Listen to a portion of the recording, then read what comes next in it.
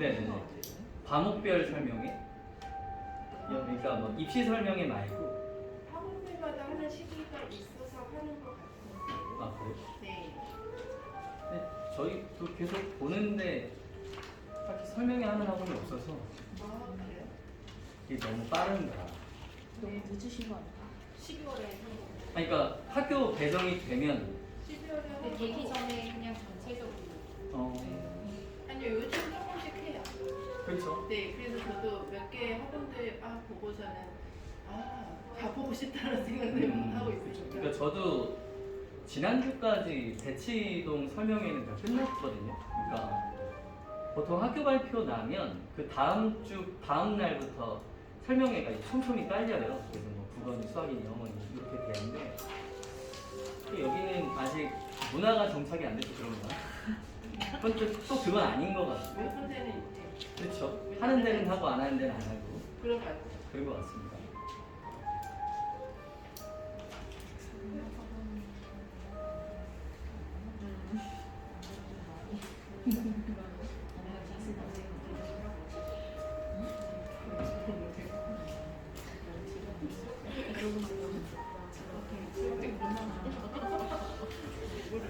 아, 네.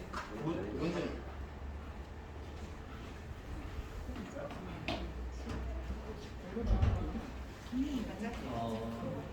저희 그러면 설명회를 시작하도록 하겠습니다.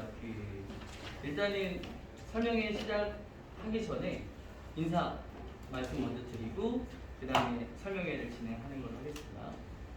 여기 가장 끝에 계신 선생님이 정직원 선생님이시고요. 이번에 뭐 1학년 내시는 소아, 그리고 충현, 그리고 진성 일단 이렇게 들어가시고요. 그 다음에 여기 계신 선생님은 윤선재 선생님이시고요. 이번에 내신 똑같이 소아, 충현, 그리고 뭐 운산, 방위 이렇게 진행이 되겠습니다.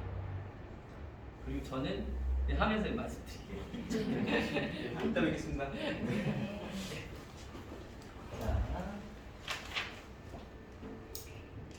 자, 내신 설명회 학교별로 자료를 다 받으셨을 거예요. 그래서 일단은 그 PPT 하기 앞서서 그 맨 뒤쪽에 한번 보시면 저희 그 PPT 끝나면 바로 학교별 간단한 정보를 좀 수록을 해놨어요. 그래서 페이지 수는 없는데 PPT 끝나면 감사합니다 그 뒤에 중간이거든요. 거기요. 그래서 보시면 학교별로 명수 대비 1등급 인원, 그리고 국어, 영어, 수학에서 지필평가 반영 비율, 수행평가 반영 비율 이런 것들을 간단하게 정리해 놨는데 일단은 올해 학교 명수가 사실 아직 정확하게는 안 나와서 근데 이제 들어보면 이쪽에서는 몇 명이다, 이쪽에서는 몇 명이다 이게 조금씩 달라서 객관적인 숫자가 없기 때문에 올해 건 안 넣고요. 대신에 이제 여기에서 약간의 뭐 미달이나 증원이나 이런 게 좀 있다. 뭐 생각해 주시면 되겠고 여기 어머님들 중에 진성군 안 계시니까 진성구가 폭발적인 그 등록을 보였다고 하던데 이게 생각해 보면 아니 인구절벽이라면서 어떻게 그게 가능하지 싶지만 올해 애들이 황금돼지더라고요. 가능한 걸로. 그래서 보시면 일단은 유의미하게 보실 건 뭐냐면 일단 수행평가인데 이 수행평가 같은 경우는 사실은 명목 반영 비율하고 실질 반영 비율이 좀 달라요. 무슨 얘기냐면 거기 퍼센트가 정해져 있더라도 기본 점수를 깔아주는 수행평가가 좀 많죠. 그러다 보니까 퍼센트가 뭐 40으로 잡혀 있더라도 온전히 40이 아니라 거기에서 반영 비율이 조금 더 낮아질 수 있다. 이렇게 생각하시면 되고요. 그런데 만약에 수행평가가 최하점이 0점이다. 근데 실제로 그렇게 주시는 선생님들은 별로 없으시거든요. 그러니까 약간의 해와라 느낌으로 얘기하시는 분들이 많기 때문에 그런데 만약에 진짜 0점이면 그 수행평가 반영 비율이 그대로 적용된다고 보시면 되죠. 근데 이제 기본점, 뭐 예를 들어 40점인데 기본 점수 30점을 주시면 비중이 쭉 떨어져서 그만큼 상대적으로 지필평가 반영 비율이 높아진다. 요 정도 설계해 주시면 되는데 이 교과 평가 계획이 미리 나오면 좋은데 미리 안 나옵니다. 이 아시는 분 아시겠지만 학교에서 하는 교과 협의회가 2월에 주로 많이 열리거든요. 선생님들 이제 흩어지셨다가 방학 때 모이셔서 그때 이제 학년 편제 논의하시고 결정되면 그때 학년별 교과목 선생님들이 그때 준비를 하시는 거기 때문에 늦어도 3월 초, 빠르면 2월 말 요쯤 되면 평가 계획이 학교 홈페이지에 탑재가 되긴 할 거지만 사실은 예년이랑 큰 차이는 없을 겁니다. 그래서 이거는 참고로 먼저 보여드리고요. 그 다음에 그거 한 장 넘어가시면 미리 넣어놓은 건데 그 다음부터 오른쪽에 있는 초록색 빛깔 있는 게 있어요. 그거는 이제 저희가 내신 때 교재를 이렇게 만든다 라고 이제 샘플을 넣어놓은 거예요. 그래서 저희가 이걸 다 넣을 수는 없어서 보통 다 넣으면 한 권 분량인데 이렇게 되거든요. 이게 좀 남은 거라 소각하기 좀 아까워서 샘플로 쓰고 있습니다. 그래서 요게 이제 1차로 나가는 교재. 그래서 요 안에 그 내용이 들어간다고 보시면 되겠고요. 그래서 뭐 이따가 교재 관련해서는 조금 설명을 드리겠지만 저희는 그냥 자료를 넣는 게 아니라 좀 단계별로 나눠서 그래서 아이들의 학습에 단계를 좀 부여하고 그래서 그런 목적으로 교재를 좀 구성하고 있다. 그래서 이런 자료라고 생각을 해주시면 돼요. 그래서 이따가 내신 교재 설명할 때 이쪽 페이지 제가 말씀드릴 거니까 그때 이제 오셔서 같이 한번 보시면 되겠고요. 그 다음에 자꾸 이러면 장사꾼 같은데 저희가 방학 기간에 수업했던 교재인데요. 이거는 참고로 고2 거예요. 그래서 고1도 마찬가지, 고2, 고3도 다 마찬가지지만 저희가 이렇게 만들어서 수업을 했고요. 안에는 이제 수능 내용으로 들어간다고 보시면 되거든요. 그래서 요거하고 기본적으로 요거 똑같은 건데요. 요게 숙제, 과제, 한 주 분량 그리고 여기에 모의고사 한 회분까지 추가입니다. 그래서 정규 교재, 그 다음에 주차 과제, 그 다음에 모의고사까지 해서 지금 1월 넘어서 2월 가고 있고 처음에는 힘들다, 양이 많다, 엄청 불만이 많았는데 2, 3주 지나니까 싹 사라졌어요. 왜냐면 국어도 어느 정도 학습량이 담보돼야 그 정도 되면 이제 익숙해져서 매일매일 할 수 있거든요. 그래서 요거 한 권에 문제가 거의 90문제 정도인데 매일매일 녹여서 하지 않으면 벼락치기로는 절대 불가능한 이야기입니다. 그래서 요 정도를 공부를 하고 있고 뭐 이따가 한번 쓱 보시라고 돌려드릴 거예요. 그래서 요거를 저희가 1, 2월 기간에 교재비를 무료로 진행을 하고 있다. 이렇게 간단하게 말씀드리고요. 자, 그러면 지금부터 설명에 본격적으로 시작하도록 하겠습니다. 그 받으신 자료의 제일 앞부분 이 PPT라서 이제 눕히셔서 위로 넘기는 식으로 보시면 돼요. 자, 목차는 요러요러합니다. 넘어가겠습니다. 자, 요거는 그냥 저희 캐치프레이즈 같은 거나 한번 읽어보시면 되겠고요. 아까 보셨던 정직원 선생님,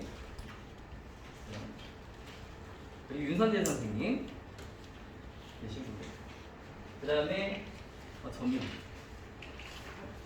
뭐 저는 여기 써있 원장인데 뭐 이런 건뭐 내설 건 없고요. 그냥 그런 건 있더라고요. 그래서 블로그나 맘카페 보시면 아시겠지만 그냥 제가 출강하는 학원에 링크를 걸어놨어요. 그래서 한번 들어가서 보시면 그 학원의 프로필이 제가 있습니다. 아니면 네이버에 제 이름 검색하시면 제가 나와요. 거기에 이제 중고나라 사기꾼도 있는데요. 그건 제가 아니고 79년생인 저는 80년대생이라 전 아니고 네이버에 김은필이라고 치시면 진짜 제가 나옵니다. 그래서 뭐 학력이나 뭐 이런 이력으로 속이지 않는다. 그래서 말씀드렸던 대로 지난주에 대치동 설명회가 끝나서 아마 다음 주 정도에 저를 검색하시면 그 대치 미래 탐구 그 설명 영상이 유튜브에 떠 있을 거예요. 그래서 그런 거 보시면 아 제가 진짜 저런 데 수업하는구나 이렇게 좀 생각을 해주시면 되겠습니다. 자, 요거는 저희가 했던 이벤트 간단하게 소개하려고 넣어놨는데 1월까지 해서 역조공 이벤트라고 해서 저희 아이들한테 1등은 아이패드, 2등은 에어팟, 3등은 문화상품권 이렇게 제공하는 이벤트였고요. 실제로 이렇게 당첨이 됐는데 이름을 자꾸 가려달라고 해서 그냥 가렸습니다. 근데 이제 저희가 이런 이벤트를 사실은 한 반기에 한 번씩 진행을 하려고 하고 있어요. 그래서 이번에는 끝났고 다음에 이제 여름 때 진행이 될 건데 이 상품은 사실은 아이들의 공부에 도움이 되는 쪽으로 그래서 주로 이제 아이패드나 태블릿 쪽으로 생각을 하고 있고요. 그 대신에 당첨이 되면 어머님들께 바로 연락이 갑니다. 그리고 그에 상응하는 교육비로 대체가 가능해요. 그래서 실제로 보시면 이것도 가려달라고 그래서 사실 이걸 지우면 모자 쓰고 마스크 써서 모르거든요. 근데 가려달라고 그래서 가렸는데 여기 잘 안 나오지만 이게 2등 상품이거든요. 그럼 1등은 어디 갔느냐? 교육비로 대체했어요. 그래서 1등 친구한테 물어봤더니 아이패드를 지난주에 샀다 그랬어요. 그럼 뭐 어쩔 수 없잖아요. 대신에 이제 어머님들도 되게 좋아하셔서 교육비로 대체를 했다. 그래서 이런 혜택은 그 하반기에도 적용이 될 건데 뭐 아무래도 저희도 사람이다 보니 저희 학원에 오래 다닌 친구들한테 혜택을 좀 더 가게 해요. 그래서 이번에는 뽑기를 했는데 수강 월 기준으로 많이 다니는 애는 4번, 그 다음 3번 이런 식으로 이렇게 했습니다. 자, 그리고 그 외에도 간단하게 써놨는데 지금 1, 2월에 교재비는 무료로 진행을 하고 있고요. 그래서 월에 한 3만 원 정도라고 생각을 해주시면 돼요. 그래서 아까 말씀드렸던 정규교재, 주차과제, 모의고사까지 해서 매주 그러니까 수업교재는 한 달에 한 권이고 주차과제는 한 주에 한 권입니다. 그래서 요것들을 지금 교재비를 무료로 진행하고 있고요. 그 다음에 요거는 이제 들어보셔서 아시겠지만 중간고사 기간 교재비 또한 가능하면 무료로 하려고 하고요. 그 다음에 뭐 이런 것도 있고 4번에 하반기 실시 예정인 것도 있고요. 그 다음에 5번, 6번은 저희가 계속 진행을 하고 있어요. 그래서 뭐 생일자나 소개나 이런 것들을 계속 하고 있고요. 자, 그 외에 뭐 이런 것도 있습니다. 저희 요런 거 약간 관심만 가져주시면 사실은 요 학원은 좀 부담스러워 하셔서 그냥 이런 데가 있다라고만 생각해 주시면 되는데 동시 수강하시면 동시 수강하는 기간 동안은 계속 교재비가 무료가 될 거예요. 제가 이 원장님께 입은 은혜가 너무 커서요. 보답하는 기념으로 이렇게 좀 진행을 하고 있고요. 그 외에 이런 이벤트도 있습니다. 근데 이제 중간중간에 보시면 아시겠지만 저희가 이런 이벤트나 이런 걸 할 때 주로 교재비를 가지고 많이 하거든요. 왜냐하면 사실은 수업료 할인이라는 게 생각보다 크지 않더라고요. 5%, 10%는 사실 좀 큰 것 같고 아니면 10%를 하더라도 한 달 수강료 따져봤자 사실 3만 원도 안 되거든요. 그래서 그냥 금액을 좀 더 크게 혜택을 드리기 위해서 교재비로 한다. 이렇게 생각해 주시면 되겠고요. 그 다음에 요거는 저희가 설명을 좀 드려야 될 것 같아요. 저희가 환불 규정이 좀 독특해요. 환불을 안 해드린다는 게 아니고요. 자, 보시면 언제든지 환불해 드립니다. 그리고 저희는 수강료를 월 단위로 받아요. 그래서 무조건 1일 시장 만일 기준입니다. 그래서 기본 4회, 부여, 5회 되는 것들은 추가금을 받지 않습니다. 대신에 4회가 안 차면 보강을 하거나 아니면 입원을 해요. 자, 그런데 이제 문제가 있는데요. 환불을 원하실 때는 반드시 교재를 반납하셔야 됩니다. 왜냐하면 저희 교재는 저희가 다 만들거든요. 물론 제가 지분이 가장 큰데 저희는 교재에 대한 자부심도 좀 있지만 그것보다는 저희 교재가 외부에 막 나다니고 그런 것들을 사실 그렇게 원하진 않아요. 그래서 만약에 환불을 원하실 경우에는 교재를 반납하시면 환불해 드립니다. 단 교재 반납하시면 교재비까지 환불해 드려요. 다 썼는데요 하셔도 괜찮아요. 그냥 반납만 해주시면 그간에 쓰셨던 교재비는 당연히 다 드릴 거고, 뭐 교재를 한 달에 2주 썼으니까 2주분을 차감하고 그런 거 없어요. 그냥 교재비를 저희가 3만 원을 받았으면 3만 원 그대로 환불해 드릴 겁니다. 카드 수수료 떼고 이런 것도 없고요. 다만 이제 수강료 같은 경우는 수업을 들으신 부분은 차감하고, 월 2회 들으면 그 이후는 환불 안 돼요. 그런 거 없고요. 저희는 뭐 한 번이 남으셔도 교재만 반납하시면 언제든 환불은 가능합니다. 자, 그리고 이제 여기 다 부분에 보시면 교재를 반납하지 않으시면 원칙적으로 환불이 불가능한데, 근데 이제 밑에 보시면 각종 이벤트로 교재비를 면제받으신 경우에는 교재 반납을 하지 않으시면 교재비를 받습니다. 요거는 좀 뭐랄까요? 최소한의 장치다. 이렇게 생각해 주시면 돼요. 그래서 뭐 예를 들어서 저희가 3개월 등록 이벤트가 하는데 사실 머리를 좀 썼어요. 이게 어떻게 하면 좀 혜택을 더 드릴까? 그래서 제 카드를 보다가 이제 어머님들 카드가 좀 더 다르실 수도 있지만 무이자 3개월 되는 것들 있잖아요. 그래서 무이자 3개월이 되면 3개월 한 번에 등록해도 무이자 할부 3개월 해도 되지 않을까? 그냥 이런 생각이었습니다. 저는 좀 머리가 좀 단순한 사람이라. 근데 그렇게 돼서 교재비를 면제 받으셨을 때 또 만약에 중간에 환불을 하시면 당연히 환불해 드릴 건데 교재를 반납을 또 하셔야 돼요. 그런데 3개월이면 지난 시험이 걸릴 수 있거든요. 근데 요거를 버리시면 버린 것에 대한 교재비를 받을 거예요. 그러니까 이거는 두 가지 장치인데요. 하나는 뭐냐면 애들한테 교재 버리지 말라는 거고요. 또 하나는 뭐냐면 어머님들께서 애들 교재에 약간의 관심을 좀 가져주셔라 하는 겁니다. 그래서 교재만 반납해 주시면 이벤트로 제공이 된 것들은 교재비를 따로 받지 않고요. 대신에 환불 해드립니다. 저희는 깔끔하게. 그래서 요거는 좀 독특해서 나중에 이제 등록하실 때에도 다시 한번 말씀드리겠지만 여기서 이제 공식적으로 제 입을 통해서 말씀드립니다. 네. 자, 다음에 이제 본격적으로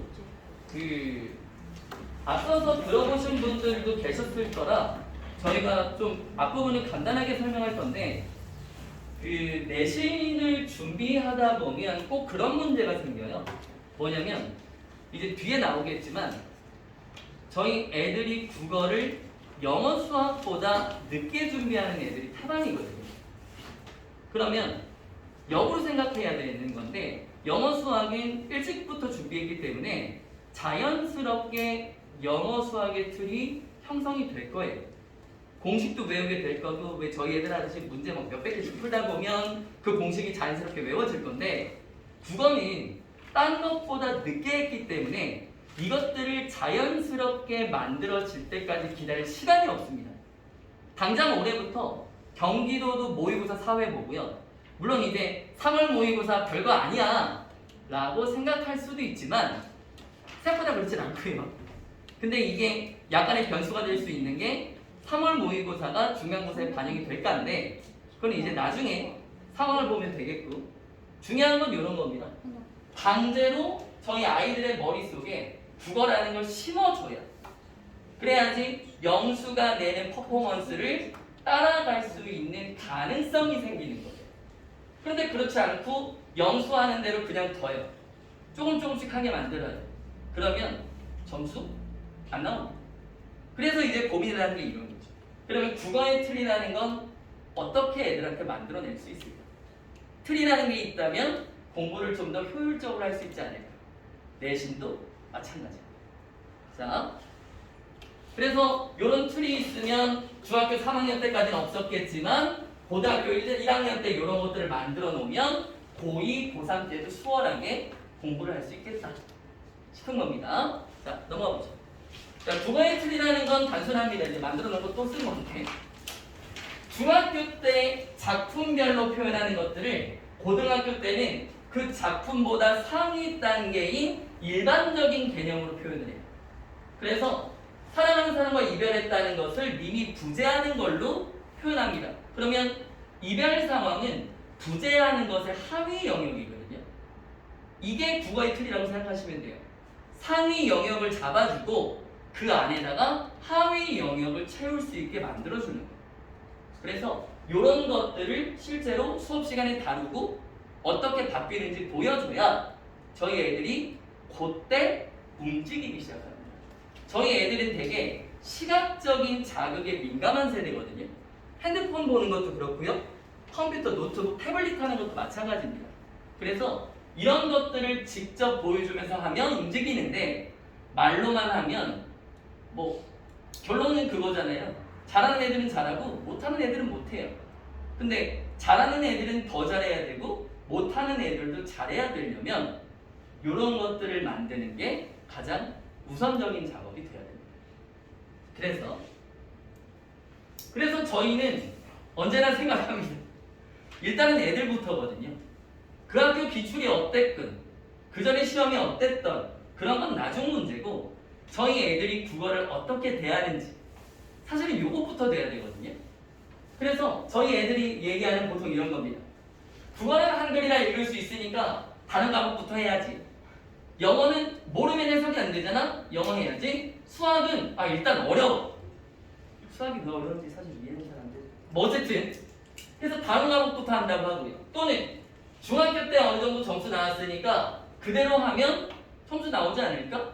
이 정도 했으니 또는 시험 2주 3주 앞두고 자소서 평가 문제집 풀면 점수 이 정도 나왔으니까 이거보다 조금만 더 하면 괜찮지 않을까?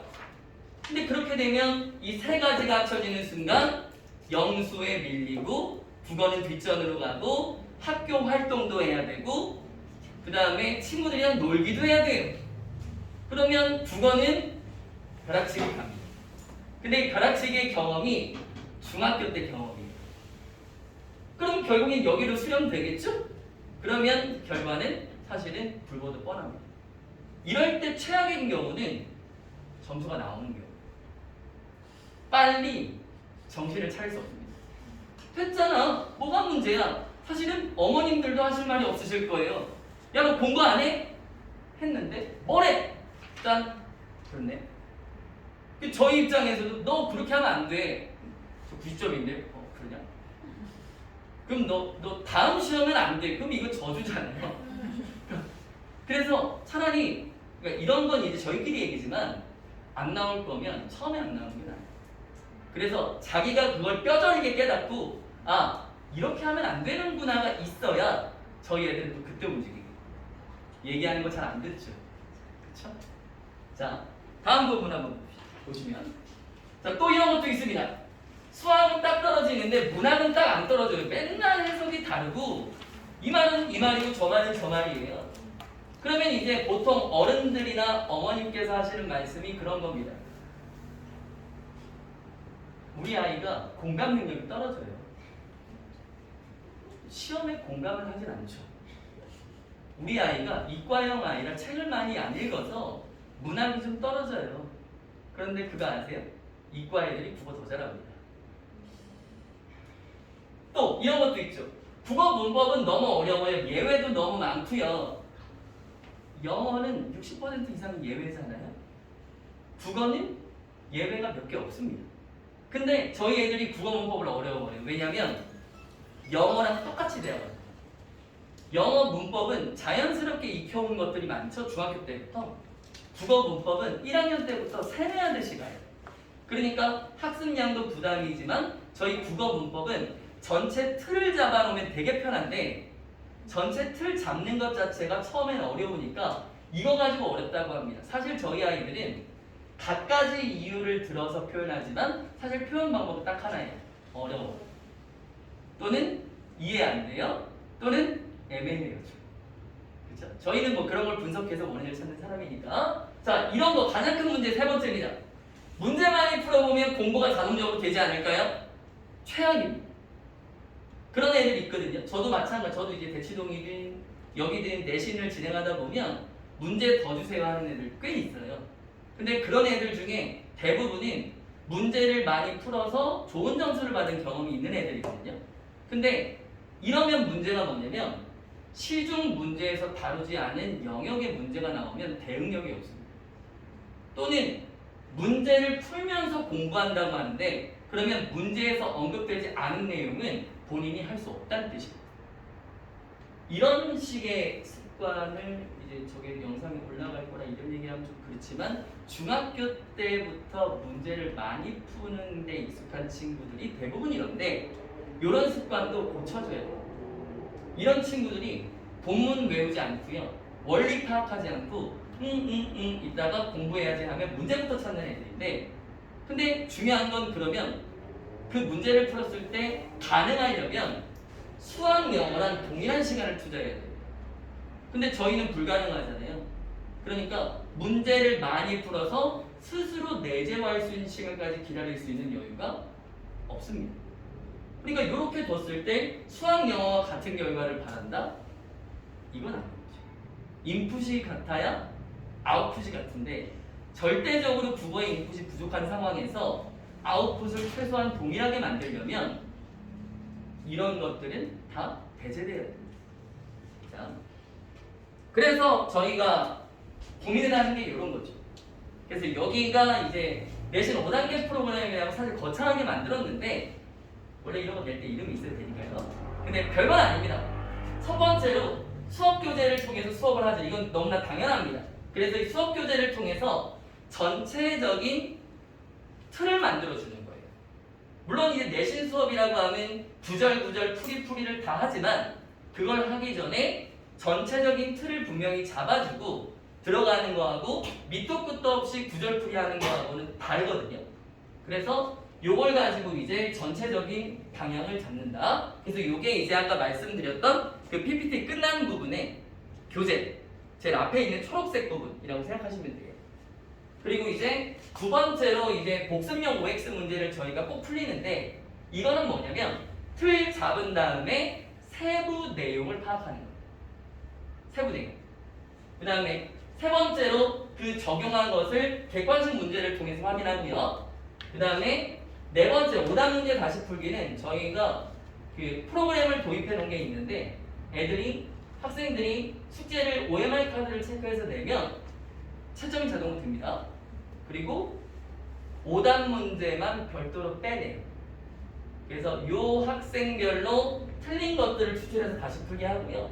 그 다음에 마지막에는 이런 것들을 포함해서 그때그때 학교 프린트까지 반영하는 직보제. 이렇게 5단계. 자, 구체적으로 보시면 이런 겁니다. 여기는 이제 아까 넣어놨던 거라 여기서 구체적으로 안 보셔도 되는데 기본적으로 저희 아이들 교재는 이뻐야 돼요. 남자애고 여자애고 하나 좋아합니다. 그리고 사실은 저희가 스크린이 있는데 안 띄운 이유가 저희는 어지간합니다. 비밀 수업하거든요. 그래서 실제로 이렇게 해요. 그래서 여기는 지금 펜슬이 없어서 못 쓰는데 이거를 제가 다 쓰는 거거든요. 수업 시간에. 그래서 어느 정도는 아이들한테 정보를 다 제공하지만 필요한 것들, 강조할 것들은 그때그때 요 앞에서 표시를 해줍니다. 그러면 이제 아이들이 필기할 건 어느 정도 있어야 되는 게 맞으니까요. 그런데 필기량을 좀 줄여서 실제로 뭘 이렇게 고개 받고 적을 시간에 여기 보라는 겁니다. 그러면 제가 여기다가 밑줄을 치면 애들도 똑같이 밑줄 쳐요. 제가 여기다 이걸 쓰면 애들도 여기다 똑같이 씁니다. 그래서 이런 식으로 시각화를 강조하는 수업을 하고요. 자, 그 다음에 두 번째로 이제 OX 문제인데요. OX 문제는 이제 뒤쪽에 잠깐 보시면 아시겠지만 세부 내용을 묻는 것들을 영역별로 나눕니다. 그래서 전체적으로 수업했던 것 안에서 지금 이거는 요걸 물어보는 거야. 이거는 요걸 물어보는 거야를 애들한테 하나씩 다 정해줘야 돼요. 그렇지 않으면 이게 이 내용인지 이게 저 내용인지 모릅니다. 그리고 요 안에 뭘 넣냐면 그 학교 기출문제 선지를 넣어요. 그래서 뒤에 궁금하신 분들은 잠깐 보시면 아까 그 교재에 있는 부분이 있잖아요. 뒤쪽으로 쭉 넘어가셔도 됩니다. 파란색에 02라고 되어 있는 부분이 요 OX예요. 그래서 요거는 학교별로 그냥 샘플이라고 생각하시면 돼요. 그래서 여기에 보시면 기출 선지를 저희가 녹여서 넣고요. 그 다음에 중요한 것들 넣고요. 그 다음에 실제로 문제에서 활용되는 선지들을 똑같이 넣어서 저희 아이들이 수업한 내용을 그대로 찾아서 적용할 수 있게끔 만들어줍니다. 그래서 이런 걸 실제로 하지 않으면 저희 애들이 가장 위험한 것 중에 하나가 뭉뚱그려서 하는 거거든요. 뭉뚱그려서. 그러면 거기에 있는 선지의 내용을 OX로 만들어 놔서 풀리게 하면 이게 왜 O야 X야 라고 하면 이게 맞잖아요. 이게 틀리잖아요. 이런 친구들은 내신 때 함정에 빠질 확률이 되게 높습니다. 말장난도 되게 심한 부분이 있거든요. 그래서 이런 것들을 하나하나 끊어서 요 앞에 개념은 뭐니? 요 뒤에 개념은 뭐니? 그럼 그 개념이 이 시에 어디에 적용되니? 이런 것들을 하나하나 보여줘야 애들이 움직여요. 그래야지 적응력이 생깁니다. 그래야지 응용력이 생겨요. 이게 아까 말씀드렸던 전체 틀 안에서 세부 영역을 보는 거라고 보시면 되고요. 자, 그 다음에 이런 거예요. 그래서 제가 얘를 그냥 넣어놓은 건데 저희 애들은 선지를 낙서를 좀 하면요. 청자를 명시적으로 설정해서 의도를 강조하고 있다. 응, 맞아. 다음. 유사한 통사 구조의 반복을 반영해서 화자의 의지를 부각하고 있다. 응, 틀려. 이러고 넘어가요. 그런데 이거를 하나씩 물어보면 모르는 애들이 태반입니다. 예를 들면 이런 거예요. 청자는 듣는 사람이니까 알겠지만 명시적으로 설정했다는 건 무슨 뜻이니? 글쎄요. 아니면 좀 아는 친구들은 명시란 한자가 뭐 밝은 명자에 보일시니까 청자가 보이는 거 아닐까요? 뭐 이렇게도 얘기해요. 그러면 이제 저희는 청자가 명시적으로 설정된다는 얘기는 청자가 시의 표면에 드러났다는 거야. 그러면 이 시의 표면에 청자가 드러나 있니? 그러면 네. 그러면 이게 맞는 거지. 그러면 그 다음에 그러면 이게 화자의 의도를 강조하는 거니? 그럼 이건 별도로 봐야 되거든요. 그러면 화자의 의도가 뭔지 그리고 그 의도를 강조하는지 이런 것들도 하나하나 뜯어봐야 됩니다. 그래서 이런 것들을 하려면 OX 문제가 제격이다. 이것도 마찬가지. 밑에 있는 것도요. 저희 아이들이 구분하는 거 이런 거 어머님들도 그냥 재미삼아 유사하다는 건 같다는 걸까요? 다르다는 걸까요? 그러니까 유사한 게 비슷한 거거든요. 비슷하다는 건 같다는 걸까요? 다르다는 걸까요? 다르다는 겁니다. 왜냐면 기본적으로 국어에서 비교대조라고 하는 거 있잖아요. 특히 대조는 공통점을 기준으로 그 공통점이 아닌 것들을 강조하는 거거든요. 그러니까 이 유사한 또는 비슷한 속성이라고 하면 비슷한 공통적인 속성은 있지만 그 안에서 다른 것들 때문에 의미가 달라지죠. 그러니까 여기에 유사한은 다른 거야 라고 알려줘야 됩니다. 통사구조는 문장구조라는 뜻이거든요. 그러면 문장구조가 기본은 같은데 다른 부분이 있어.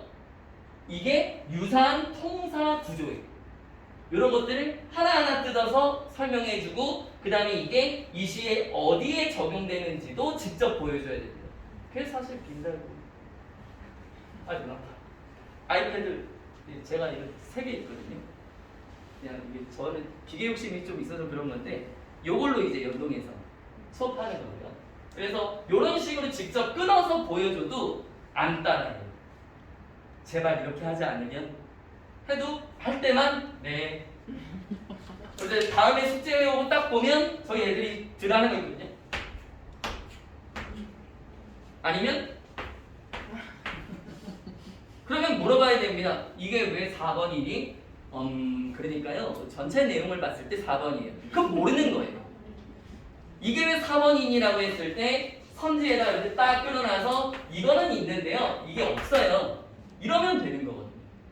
그래서 이런 것들을 연습하기 위해서 아까 보여드렸던 복습형 OX 문제를 의도적으로 푼다. 그리고 틀린 문제를 또 틀리기 때문에 틀린 문제를 따로 추출해서 또 풀린다. 이렇게 보시면 돼요. 자, 다음 보시면 그래서 그 다음에는 이런 걸 가지고 이제 실제로 객관식 문제에 스스로 적용을 해봐야 됩니다. 이런 거 안 하면 아마 엄청 혼날 거예요. 특히 제가 들어가는 수업에서 이런 거 안 하면 공부 잘하고 못하고 상관없습니다. 뭐 니들이 얼마나 잘해. 내 개념은 아니지만 저는 저기 뭐야 강남 8학군 전교권들도 수업하거든요. 똑같이 합니다. 저는 모의고사 100점인데 내신 1등급이 안 나와요. 왜 안 나오겠니? 이거 안 해서 그래. 해봐. 돼. 해봐. 안 되면 나를 이렇게 해봐. 그러면 점수 어지간하면 다 올라요. 1등급 끄트머리 또는 2등급 문을 열었다. 1등급을 맞아야 돼요. 저는 나머지 1등급인데 국어만 2등급이에요. 요 작업부터 합니다. 그러면 1등급이지. 공부를 안 했던 친구들 또는 공부를 못하는 친구들도 요 작업을 해야지 자기가 모르고 아는 걸 파악할 수 있어요. 그래서 이렇게 진행한다고 보시면 됩니다. 그래서 밑에 써놨죠. 이런 방법이 정답률을 높이죠. 이거 중요한데 더 중요한 건 뭐냐면 오답률 낮추는 게 더 중요해요. 내신은 내가 잘하는 건 당연하지만 남이 나보다 못하는 거예요. 그러면 실수의 영역까지 가야 됩니다. 실수의 영역은 내가 컨트롤할 수 없지만 최대한 오답률을 낮추는 방식으로 문제에 접근해야 한두 문제를 덜 틀리거나 더 맞춰서 끄트머리라도 1등급이 가능한 거죠. 자, 그 다음에 넘어가시면 아까 말씀드렸던 대로 오답 문제를 추출해서 문제를 다시 풀게 하고요. 요게 이제 네 번째가 되고 마지막인 직보자료. 이거는 저희가 그때마다 좀 다르게 만들긴 하는데 기본적으로 저는 새벽 메이드라고 표현해요. 새벽에 만들기. 수업 다 끝나고 직보하기 전에 또는 수업 끝나면 미리미리 만들지 않으면 이거 다 못 만들거든요. 그래서 이거는 자부할 수 있는 게 전국에 저만 있어요. 제가 만들고 있는 거예요. 그래서 여기 보시면 아시겠지만 몇 년도 기출에 어디에서 나왔다부터 시작해서 이런 것들이 주로 이런 표현이다 이런 것까지 한 번에 압축해서 내는 자료입니다. 근데 이 직보자료는 상황마다 수업마다 시기마다 다른 유형으로 나갈 수 있어요. 그래서 저희가 고민하고 연구했을 때 좀 더 효과적인 방식으로 진행을 합니다. 그래서 이렇게 하면 아까 말씀드렸던 1, 2, 3, 4, 5단계가 다 진행이 되는 거예요. 그래서 1단계 전체적으로 수업 교재를 통해서 전체 수업을 진행하고 2단계는 복습용 OX 문제를 보면서 세부적인 내용을 합니다. 3단계는 그것을 실제로 객관식으로 적용해보고 4단계는 객관식과 OX 문제 중에 틀린 것들을 추출해서 다시 풀고 마지막에 5단계는 수업 시험 전 직보자료를 통해서 완성하는 그런 것이라고 보시면 되겠고요.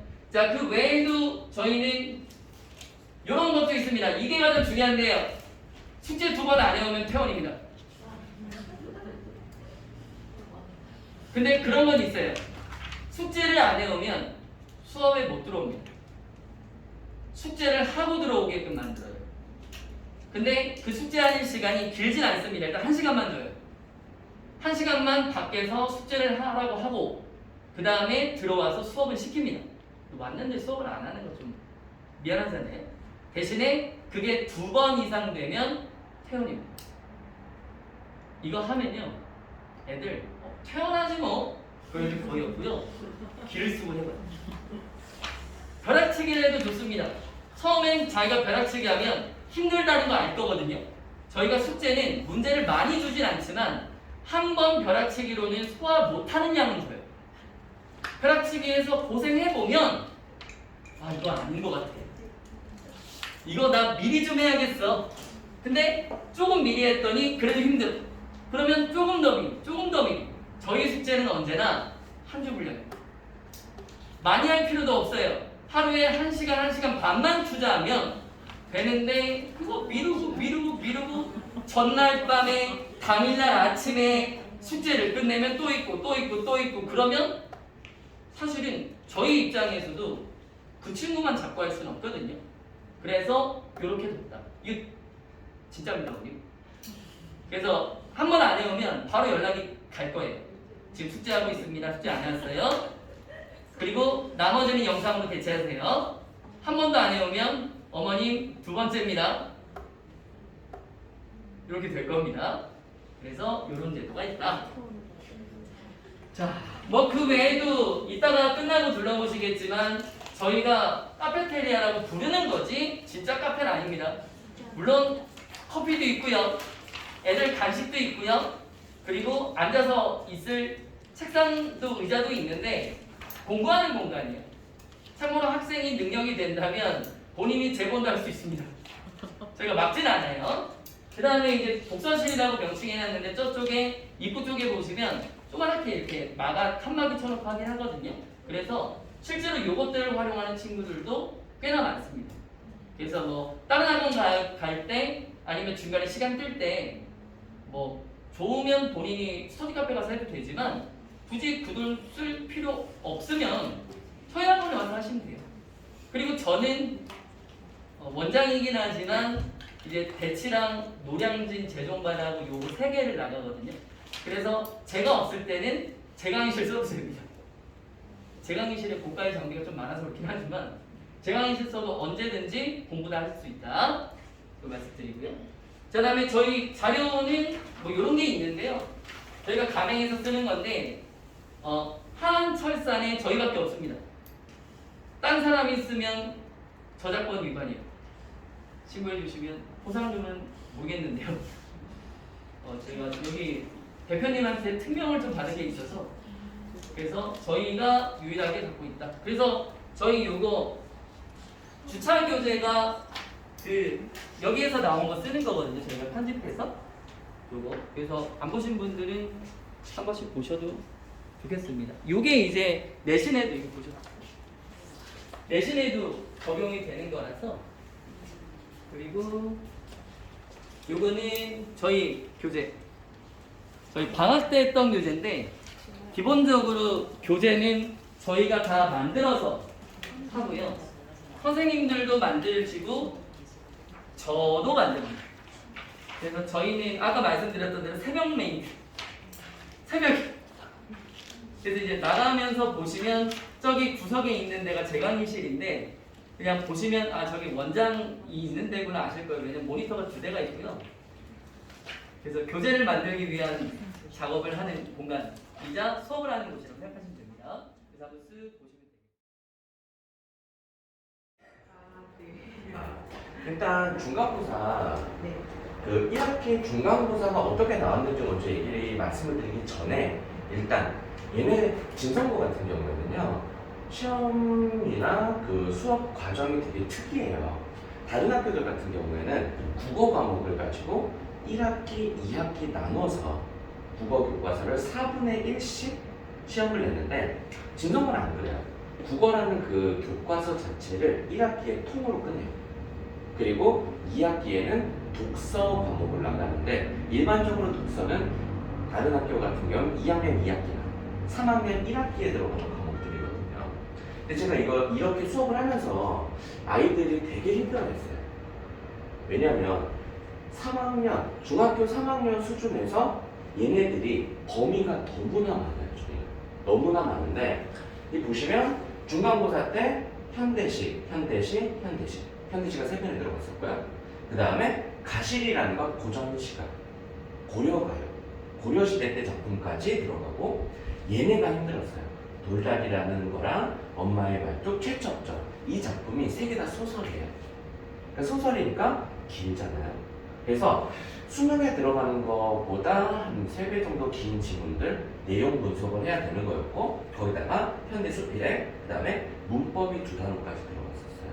그러니까 완전히 종합적으로 다 들어갔었는데 그러니까 진성고가 어떻게 보면은 아이들을 힘들게 하는 것도 있는데 제 생각은 조금 달랐거든요. 그래서 아이들한테 맨날 애들이 선생님 너무 힘들어요. 이거 우리 학교는 왜 그래요? 이렇게 얘기하고 2학기에 왜 독서를 해요? 막 이렇게 얘기할 때 그러니까 너희가 이거를 다른 학교 애들이 1년 할 거를 한 학기 만에 끝내고 2학기 때 독서를 하고 2학년 1학기 때 문학까지 하면 2학년 1학기까지 해서 기본적인 수능에 대한 교양을 다 갖추고 시작하는 거라고 얘기했거든요. 그럼 너희는 다른 아이들 할 거를 압축해서 하고 남은 시간을 조금 더 활용할 수 있지 않겠냐. 저는 그게 좀 낫다고 생각을 해서 실은 다른 학교들 수업하는 것보다도 진성에다가 힘을 더 쏟아서 수업을 했었어요. 양이 많은 건 사실이에요. 양이 많은 건 사실인데 문제를 한번 보시면 너무 쉬워요. 문제 자체가 어렵지가 않았어요. 대신에 이제 아이들이 걱정하는 거는 문제 지문이 많은데 그걸 하나하나 디테일하게 해야 된다는 거. 그 부담 하나만 제외한다면 난이도는 다른 학교에 비해서 굉장히 낮았어요. 그러니까 기본적인 것들만 물어봤어요. 이 문제만 보셔도 문제 이해하는 게 어려운 과목들도 있지만 어느 거 보셔도 문제는 가볍죠. 그리고 이런 정도의 문제가 5문제 말고 6문제, 총 11문제가 출제가 돼서 기본적인 이해도를 묻는 게 많았거든요. 근데 이 기본적인 이해도라는 게 또 함정이 있는 게 조금 꼼꼼하게 공부를 해야 된다는 것도 있었어요. 그러니까 양이 많아요. 근데 그게 저는 긍정적이다라고 생각을 했어요. 자, 그 다음에 이런 비교 대조형 문제도 3문제밖에 나오지 않았는데요. 여기서 우리가 특이하게 보셔야 되는 게 외부 지문이 없어요. 그러니까 소화고 같은 경우에는 중간고사 기준으로요. 교과서에서 딱 4장 썼어요. 교과서 4장만 쓰고 나머지는 다 교과서에 없는 것들. 교과서에 없는 것들 어디 다른 데서 수능 특강에서 가져온다든가 아니면 뭐 2학년 문학교과에서 좀 가져온다든가 이런 식으로 진행을 하게 되면 학교에서는 이제 학원에서 애들이 다 배우고 오니까 이거를 미리미리 차단하자 라는 거지만 뒤집어 생각하면 학원 안 다니는 애들은 그런 거 어디서 구하겠어요, 문제를. 오히려 학원 다니는 애들이 더 잘할 수밖에 없겠죠. 그때그때 대응을 하니까요. 근데 얘네들 같은 경우에는 학원에서 하는 것도 뭐 저희가 뭐 문제를 자체 제작하고 교재 만들어서 주겠지만 본인들이 자습서나 혹은 평가 문제집으로 보충할 수 있는 여지가 있다는 것도 저는 좋다고 생각을 했어요. 교과서에 충실한 게 맞다고 보거든요, 저는. 학교 선생님들도 선생님들이지만 교과서 만든 사람들이 분명히 생각을 가지고 만들었을 거잖아요. 교과서를 차근차근 이 교과서 다 하나 하면 1학년 과정에 필요한 지식은 있겠지 라고 이 사람들이 몇 년 동안 고민해서 만들었을 거예요. 그래서 외부 지문도 하나도 없었어요. 그러니까 처음 보는 거 분석해내는 거 없이 순수하게 교과서에 집중하는 학교예요. 그래서 비교대조 문제수도 굉장히 적고요. 외부 지문도 없었어요. 참고로 같은 때 수학고에서 중간고사 때 외부 지문이 7편이 나오고요. 아이들은 그거를 학교에서 수업하지 않은 내용을 배워야 되는 거예요. 얘네들은 학교에서 배운 내용을 꼼꼼하게 공부하고 학습하고 암기했는 거예요. 그게 좀 필요했어요. 그 다음 문제 유형도 보셔도 여기 같은 경우도 이게 좀 복잡해 보이는데요. 결국에는 직접 제시와 간접 제시라는 거에 대한 걸 묻거든요. 근데 이거는 소설에서 가장 기본적인 것들이에요. 복잡해 보이지만 직접 제시라는 거랑 간접 제시라는 거 이거 아는 애들은요. 이거 읽을 필요도 없었어요. 기본적으로. 그러니까 학교에서도 분명히 가르쳤을 거고 근데 그거에 대한 심화 과정으로 내는 문제들이라서 양이 많기 때문에 근데 중간에 떨어져 나가는 애들이 많아요. 수업을 진행하면서도 아이들이 가장 퇴원율이 적었던 게 진성 1학년이었거든요. 작년에. 계속 늘기만 하고 줄진 않아요. 왜냐하면 중간에 빠지면 그 결석도 없어요. 왜냐하면 주당 진도수가 많으니까요. 결석도 없고 꼼꼼한데 단점은 중간에 뭐 6등급이나 5등급이나 이런 애들은 중간에 포기를 해요. 그리고 진성고 그 반 안에서도 국어를 포기하는 학생들이 꽤 있다 그러더라고요. 아니 어차피 이건 내가 해도 안 돼요. 근데 국어만 그런 게 아니고요. 영어도 그래요. 영어 혹시 모의고사 지문 보신 적 있으세요? 근데 한 요 정도보다 조금 더 길거든요. 그런 게 60개 정도 들어가요. 한 시험당. 그러니까 국어도 양이 많은데 국어는 그래도 쉽다고는 하지만 영어도 많고 수학도 많고 과학도 많고 사회도 많아요. 양이 많아서 그러니까 아이들이 꾸준히만 하면은 그래서 저는 학원이 더 필요하다고 생각을 했어요. 얘네들한테. 학원에서 계속 끌고 가줘야 되고 검사해줘야 되고 어느 순간 밀리면 답이 없어요. 대신에 문제는 쉽지만 그래서 끌고 가주는 사람이 꼭 필요하고 확인해주는 사람이 꼭 필요하다고 생각합니다. 그 다음에 이제 서술형, 논술형 같은 경우에도요 뭐 나무다리라는 거랑 돌다리라는 거랑 상징적 의미를 조건에 맞춰서 서술해라라고 해서 여기만 채우는 문제들이에요. 요 가로 부분을 채워라라는 거야. 그러니까 소재의 의미나 이런 거를 정확하게 파악하고 있다면 채울 수 있었을 건데 이제 아이들이 제일 안 보는 거 학습활동. 학습활동을 기초로 해서 변형해서 출제를 하고 그거를 문장으로 쓸 수 있느냐 정도인데 어머니가 보시기에도 문제는 어렵지 않잖아요. 어려운가요? 근데 아이들은 이거 학교에서 한번 배우니까요. 학원에서 한번 배우고 학원에서 한 2번 배우고 학교에서 1번 배우고 써보고. 그러니까 한 문장으로 네 생각을 쓸 수 있는 정도의 문제들이 출제가 됐어요. 근데 이제 관건은 솔직히 말씀드리면 중간고사가 아니고요. 기말고사예요.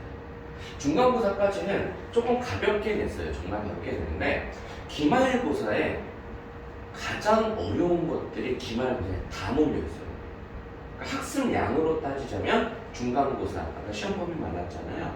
학습량으로 따지자면 중간고사의 2배 정도. 근데 그때 아이들이 포기하는 아이들이 좀 있었어요. 뭐 중세 국어 점수가 계속 떨어져요. 계속 사익을 유지합니다. 특히 여기서는 모의고사이지.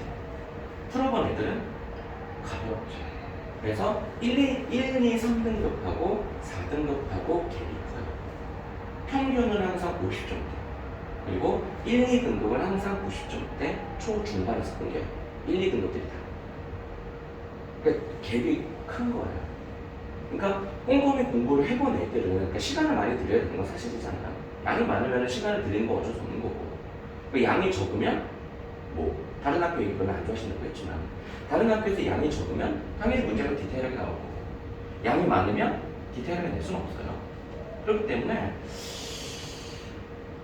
할만은 해요. 양이 많긴 하지만.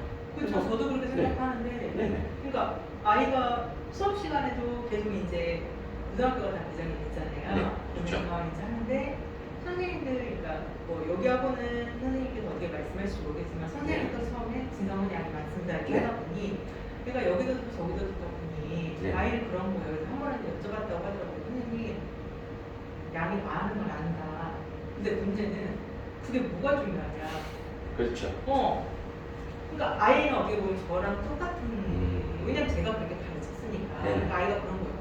양이 많아도 죽어보고 어차피 적어도 죽어보고 근데 나는 많은 거 알고 시작을 했으니까 네. 굳이 그러니까 저희도 일할 때 그러잖아요. 네. 왜 어려워 힘들어 오래 걸릴 거야 과거에 그러면 이미 반은 스트레스를 받고 있기 때문에 알고 싶지도 않고 하고 싶지 않은 게 있는데 얘는 더 그렇잖아요. 많다 그러면 놀고 싶고 빼고 싶고 그러니까 이미 마음이 반사적인 이미 딱 그렇게 반이 생겨버리니 의욕이 안 나는 거죠. 근데 어떻게 보면 저희 아이는 본인이 하지 않으면 피곤하니까 엄마 때문에 피곤하니까 어쩔 수 없이 하겠지만 이게 계속 듣다 보면 엄마가 나한테 어느 순간 그 이야기를 하더라고요. 제가 지금 그 말은 정말 크게 잘못된 거다라고 말을 했거든요. 근데 네. 아이도 이제 그게 듣다 보니 거의 한 2달을 듣다 보니 네.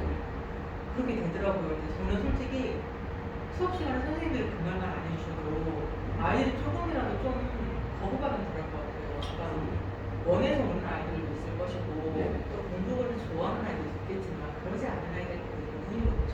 하물며 저희 아이 같은 경우에도 네. 속으로 오는 경우가 많겠죠.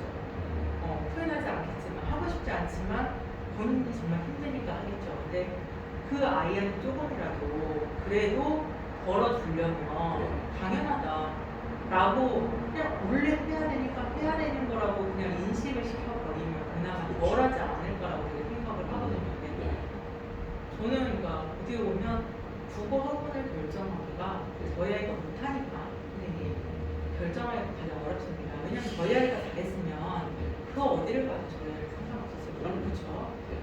근데 저희 아이가 못하다 보니 되게 어려운데 그 어려운 학원이 네.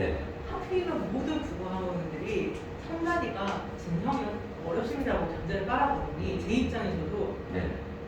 딱 거부감이 생기는 거예요. 왜냐면 말 안다고 공부가 그러니까 네. 양이 적어도 쉬울 수가 없어 라는 걸 제가 알거든요. 네. 아무리 운산이 쉽다 한들 제가 막상 운산에 다니면 그것도 어려울 것 같거든요. 그렇죠. 네. 그런데 왜 선생님들이 그렇게 말해 주시고 그래서 저는 되게 어렵습니다. 선생님 이거 어렵고 되게 학원 부르기가 국어학원처럼 이렇게 힘든 게 없었어요. 그러니까 저희 아이가 못하다 보니 참 어렵습니다. 그렇죠. 또 국어가 안 오르기도 해요. 오르는 시간이 뭐 다른 과목도 마찬가지겠지만 그 어머니 학생이 수학은 그래도 좋아하기도 하고 열심히 했다고 하는데 그 동안에 들인 시간이 있을 거 아니에요. 네, 맞습니다. 국어도 그만큼 들어가요. 그리고 항상 아이들한테도 얘기하는데 시간이 이렇게 있다고 할 때 국어는 이렇게 오른다고 생각해. 시간을 들이면 그 시간에 맞춰서 이렇게 오른다고 생각하는데 이거는 사회나 과학 그래프거든요. 국어나 수학 같은 경우는 항상 이렇게 오른다고 얘기를 해요, 학생들한테. 그리고 너희는 여기서 여기까지 한 번에 치고 올라가는 이 지점까지 참고 견디는 게 중요하다고 항상 얘기하거든요. 이거 사람마다 다르다. 그리고 여기까지 가는 순간 이제 그때부터는 여기서 1차로 높이 못 올라가는 점이 생겨요. 그 다음에 여기서 한 번 더 지점이 생깁니다. 그리고 요 위에가 이제 1, 2등급이고요. 항상 이야기하는 게 3등급의 톱이라고 항상 이야기하거든요. 그럼 여기를 안 했으면 이게 요만큼일 수도 있고 이만큼일 수도 있고 그러니까 사람마다 오르는 그래프는 비슷하지만 들여야 되는 공부의 양이 많다고 이야기를 항상 해요. 그래서 우리는 요 지점까지 힘내서 하자고 아이들을 끌고 갔거든요. 근데 실제로 이 지점 넘어가면요 한 번에 확 올라가요. 근데 시간이 좀 오래 걸리시는 거죠. 항상 시간이 오래 걸리고 요 때를 참고 아이들이 포기하지 않고 끌어가 주는 게 저는 중요하다고 생각을 해서 항상 이렇게 얘기를 하거든요. 첫 수업 때 우리는 지금 여기 있는 아이들도 있을 거고 여기 있는 아이들도 있을 거고 여기 있는 아이들도 있을 거다. 그럼 이 시간을 좀 버텨야 된다. 그 대신에 꾸준히 매일 해야 되는데 그리고 이거를 우리가 수능 그래프라고 얘기할 때 아까 말씀드렸던 것처럼 진성원은 교육과정 자체가 여기까지 가면은 도달해요. 근데 중간에 포기하는 애들이 많아요. 정말. 이제 학교에서도 좀 그게 되게 속상한 게 해봤으면 되는데 공부를 하고 나서 시험을 봤으면 분명히 이게 이렇게 풀리네 하는 문제들이 많아요. 많은데 아이들이 그렇게 못하고 양만 보고 포기하는 애들이 많아요. 좀. 근데 그런 애들은 보통 일진학으로 가는 애들이 아니죠. 아까도 말씀드렸듯이 굳이 납치당했다 뭐 이렇게 얘기하면서 난 납치당해서 못해 하고 여기서 포기해요 애들이. 그리고 여기까지 어떻게 버틴다고 하더라도 이거 양 보고 포기를 해버려요. 아까도 말씀드렸듯이 이거는요 이 선에서 해결되는 거거든요. 이때 예를 들어서 2달, 1달 반 독서에 집중을 해서 처음 보는 지문도 풀어낼 수 있으면 굉장히 견뎌질 분이거든요. 그리고 여기까지 갔을 때는 이 지점까지 도달하기가 시간이 오히려 학교에서도 도와주는 거죠. 남들 다른 학교 문학, 현대, 뭐 문법 이거 2개를 가지고 하나, 둘, 셋, 넷 1년 할 거 몰아서 하고 아이들이 제일 어려워하는 거 이렇게 1번 지점이요. 독서요. 독서를 뛰어넘으면 1번 지점에 도달할 수 있고요. 2번 지점에서 아이들이 힘들어하는 건 오히려 문학이에요. 왜냐하면 독서는 틀이 있어요. 틀이 있고 그 틀 안에서 뭘 묻고 그 다음에 묻고 싶은 것들을 문제에서 다 던져주고 이거 찾아봐 라는 식인데 문학은 그 틀이 없어요. 너무 주제도 다양하고 그 다음에 해석하는 사람의 의도에 따라서 읽어내야 되기 때문에 특히 이렇게 공부하는 애들 수학, 과학 잘하는 애들은 내가 생각한 거랑 다른데? 왜 이렇지 이거는? 나는 이 사람의 의견에 동의를 못하겠는데 이런 애들이 못 넘는 게 있거든요. 자기 생각하고 다르면 못 받아들이는 애들이 있어요. 특히 이과 쪽으로 공부를 많이 하는 아이들 중에서 합리적인 추론을 한다고 생각했는데 내 생각과 다르다. 그럼 그거를 뛰어넘으면 올라가는 거예요. 그래서 저는 여기가 1번 지점이 독서가 된다면 이거를 당길 수 있거든요. 그래서 저는 이게 되게 긍정적이라고 얘기를 하고 너희는 1년만 버텨라.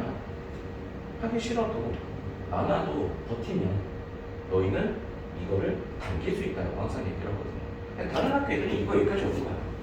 이거를 이렇게 늘리는 거예요. 그렇게 늘려버리는 거거든요. 저는 굉장히 긍정적이라고 봐요. 저 정보가. 그리고 이 다음에 2학년 때부터 수특을 들어가요. 그럼 다른 아이들은 3학년 때 수특을 배워야 되잖아요. 학교에서 다 수능특강 쓰잖아요. 3학년은. 근데 얘네는 2학년, 그러니까 1년을 먼저 수능특강 한 바퀴 돌고 3학년 때 수능특강 또 보면 분명히 겹치고 익숙해지거든요. 그래서 아마 저는 내신보다는 근데 내신도 한번 올라가면 안 떨어지고요. 근데 올라가는 게 중요하죠. 그래서 아까도 말씀드렸지만 저는 제가 좀 끌고 가주는 저든 선생님이든 다른 선생님이든 끌고 가주는 게 중요한 학교라고 생각을 해요. 저는 그렇게 생각하고 그렇게 수업을 해요. 그러면 네, 수업 땡겨줘야 시간이 돼요. 어떻게 될까요? 수업 시간이요? 수업 시간을 말씀드린 과제는 뭐 나중에 뭐 그냥 가볍게 읽어보셔도 될 것 같은데 어머니 질문하시는 게 많으셔서 첫 번째 시간은요 3월 4일부터 개강을 하고요 오후 6시부터 9시 토요일 날이요 토요일 6시부터 9시에 수업이 진행이 한 반이 진행이